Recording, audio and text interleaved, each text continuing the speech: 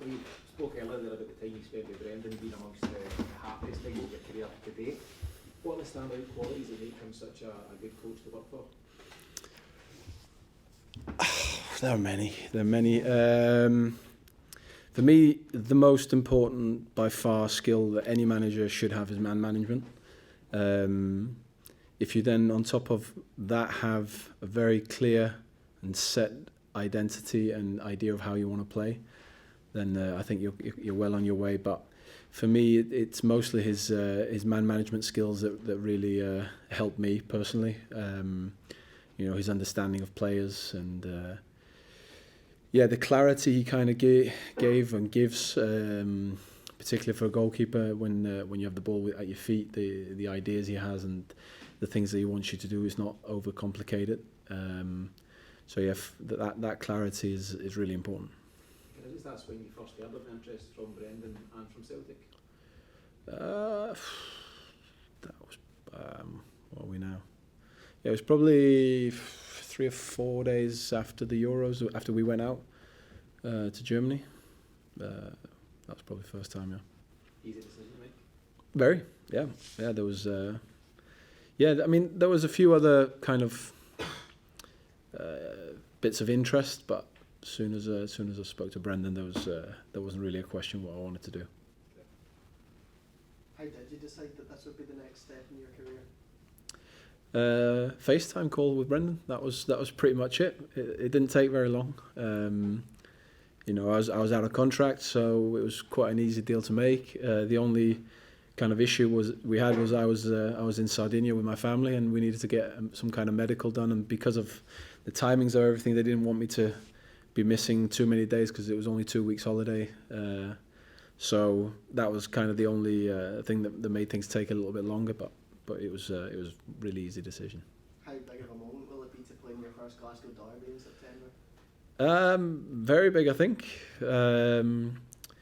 I snuck myself in to a Glasgow or to a derby, to an Old Firm derby when I was a player at Falkirk. So I saw it from the stands, and looking forward to experience it as a player. Just on the manager in terms of tactical differences, anything tactically different from what he was doing at Leicester to now with Celtic? Not really. I think he has a quite clear philosophy of how he wants football to be played. I think he's one of those who's clever enough and astute enough to know and adapt small things to whatever personnel he has available to him. I think that any manager has to be able to also not be too stringent with the way that they want to do things. They have to be able to see if the players available to you are able to do those things. He's a really, really, in my eyes, a top manager. Just wanted to ask about Fulgermison and Salaby obviously come in just the day before you signed. What's it been like to kind of take him under your wing and help him develop as a young goalkeeper? Yeah, listen, he's been top draw. The games he's played, the time he's got on the pitch, and the time on the training pitch, he's been really good, really impressive. Trained really well today, made a couple of great saves. I've been really impressed by him. He's not just that. He's a very, very nice guy, very humble. For me, the most important thing for any young keeper is their willingness to learn, and he certainly has that. You play at top level. Do you think he has a capacity to reach those heights? Definitely. Just on leadership as well, Joe retiring obviously left a big gap in the squad in terms of that leadership. What's that like for you, trying to take that responsibility on? Well, I mean, I've been Premier League captain, I've been a national team captain, so it's not something that's unfamiliar to me. For me, it's about not trying to be something you're not. I'm not Joe. I'm myself. I'll lead in the same way I've always done. I try and lead by example. Try and make sure that I'm available, open to anybody who needs any advice. If I see something glaring, then I'll obviously say it myself. But I think the most important thing for any kind of leader is that you're there to serve. You're there to help the team. You're there to do whatever you need to do to get the team to where we want it to go, and to be available. And I'm available. Kasper, just on leadership. I listened to an interview you did on Ben Foster's podcast recently where he said you worked with a former military general. to learn more about psychology and leadership. Is there anything that you learned from that experience that you still use today? Yeah, loads. I still use him to this day. I still speak to him a lot. I think leadership is something that can be transferred into most kind of professions. Obviously, there are certain variables and certain things you have to adapt. But in terms of leadership, I said availability is a massive thing. Openness, being available to help and support, being able to communicate and share your experiences. But yeah, there are lots and lots of things. I recommend his book called Follow Me. I recommend that to anybody. That's a really, really good read. And yeah, something I definitely learned a lot from. You mentioned that one of the draws to come here was the Champions League. The way Celtic play requires the goalkeeper to be very comfortable on the ball, something that you certainly are. How do you see the importance of your role on the ball translating to the Champions League, where Celtic kind of play on the back foot a little bit more than we would do in domestic football? I mean, listen, European football is it's a different animal. You come up against so many different types of football. I think it's really important to be able to adapt.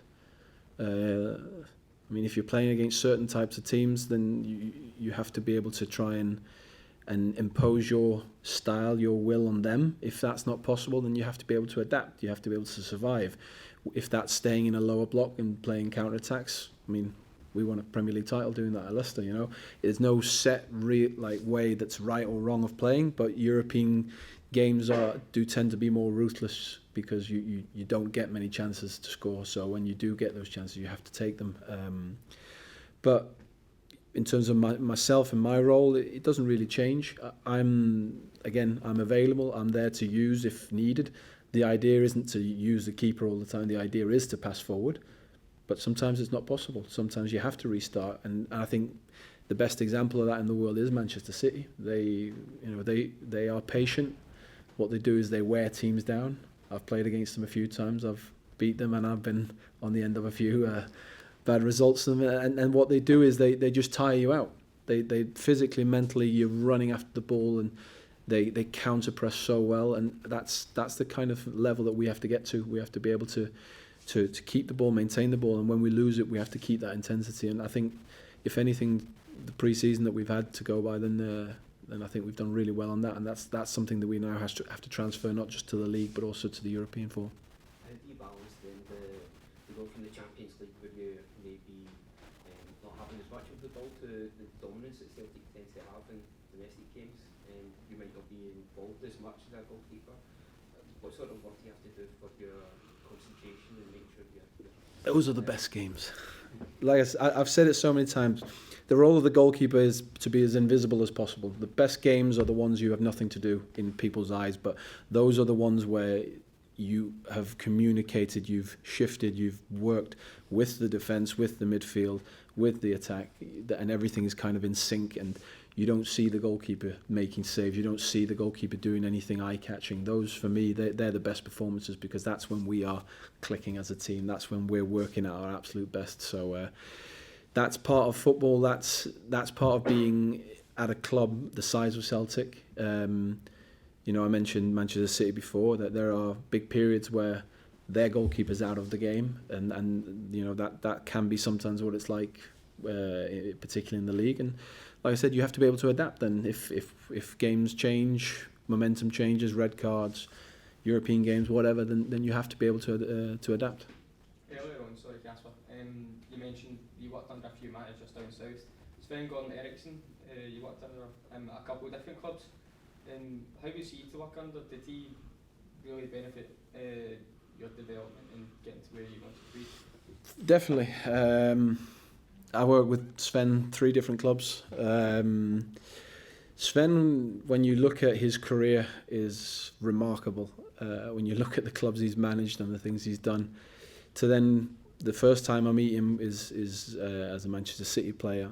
On my way out the door, he convinced me to stay, and he was the first person to call me world class in terms of my speed on the line and things like that. And as a young goalkeeper, then, for someone of his stature to say those words that made me feel $1 million, you know, and that gave me so much confidence. That meant a lot to me, particularly coming from him. So that kind of, that provided me with a stepping stone to take that step into being a senior goalkeeper and to be a reliable goalkeeper. And then obviously to have worked with him, I worked him at Notts County, and then he brought me to Leicester, which I'll always be thankful for, because it gave me 11 incredible years at that club. So yeah, Sven will always be a special guy to me. How was it after leaving Leicester, you know, going to France? What was the main differences you saw playing football after being in England pretty much your whole career to playing in France? Yeah, I think what you learn, looking back at it now, it's probably done me a lot of good, in the sense of when you are somewhere for 11 years, you have your routines, you have your ways of doing things, and I kind of just thought that football was the same everywhere. But what I've learned is it isn't.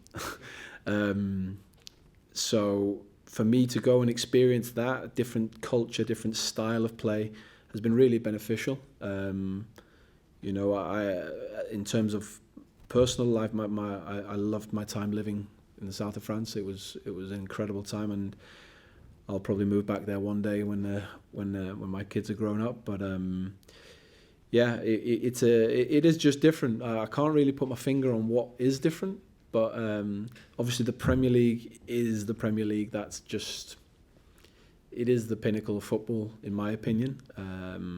And I think anywhere I went after that would never be able to compare to the Premier League, because that's what I'd grown up with since I was a kid watching. That was that was the dream when I was a youngster training to be a goalkeeper. That was to play in the Premier League, and I did that for many years, and I loved every single minute of it.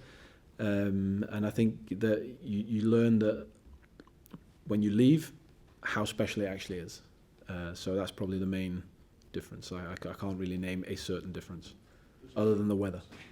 Was there any specific pieces of advice that Joe Hart gave you before you came here? Was there anything specific that he told you to be aware of? No, all he said was enjoy it. Yeah. He said enjoy it and you're going to love it. Obviously I know Joe and he knows me very well. So he knows my personality, he knows the kind of things that I buzz off. So yeah, he just said to me, you're going to love it here. Can I just ask about the Champions League? Who do you think that new format that it's going to benefit Celtic? I have no idea. I'm still trying to work the new format out. Yeah, that's. I'm really interested to see how it's going to work. Hopefully it will benefit us. But yeah, I'm still trying to figure exactly out how it's going to impact everybody. Any specific teams you're wanting to face? Listen, I love playing against the best. So love anybody. Yeah. Hi Kasper, could you talk about your time with John Hughes? Yeah, very, very, very inspirational. A lot of learning. It was an introduction to top level football for a manager of his stature to put his trust into someone my age. I mean, goalkeeper is a position of ultimate responsibility. You can't make mistakes. If you make mistakes, you cost your team. Usually managers, they are sacked quite quickly if they lose. So for someone to put their trust in someone my age at that time in such a big position on the pitch, it's not as if I'm an outfield that can be subbed on and off. That's a big responsibility to have. So for him to give me that responsibility, that was really that was something that taught me a lot. What attributes of your game do you think the Celtic fans should be most excited for? Well, again, I'm not the type of guy that's going to be proclaiming to be this, that, or the other. Like I said before, the best games are the ones you won't notice me in. Like, those are my favourite, because that's when we are as a team are our best. And the only thing that ultimately counts in football is winning. That's what you're measured on. And when I look back at my career now, I only remember the wins. Football has changed over the long and successful career that you've had. Something that has changed in those times is the development and stats in football. What's your relationship with advanced stats? Is it something that you use No. to judge your own performance? No, at all? no. I don't believe that there is a way to judge goalkeepers with stats yet. Goalkeeping is such a strange, it's such a strange profession because a lot of it's about feeling. So do you feel safe having this person in your goal? If you do that, then it's successful. I don't think you can measure that in any way. I also don't believe that any stat can measure how good you are or how bad you are. Again, it all comes down to feeling, because there's no one that can tell me that you can have a shot and say I couldn't save it or I can save it. It's there's so many variables involved that I don't believe that you can use stats for too much when it comes to goalkeeping.